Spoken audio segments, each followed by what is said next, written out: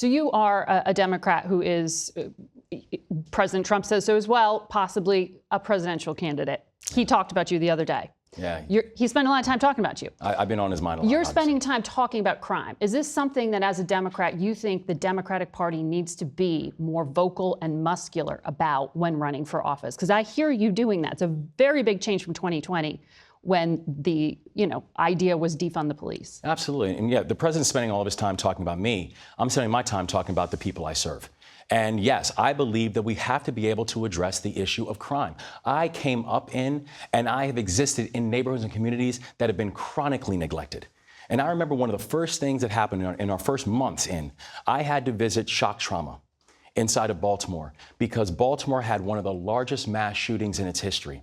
And I visited a young man, a teenager, who was just finished surgery and had one of his testicles shot off, and was talking about how was he ever going to become a father. And I said at that point, I refuse to continue doing this and not putting the proper resources in place and not being able to put a real focus on making our community safer. And that's why it is so frustrating when we're hearing from the President of the United States something that is just purely performative, without actually focusing on these communities and these neighborhoods who believe that progress is possible and who are willing to put in the work, and we're just simply asking for Washington to be able to acknowledge it and support it. He says you're not presidential timber at all. I imagine you disagree with that assessment?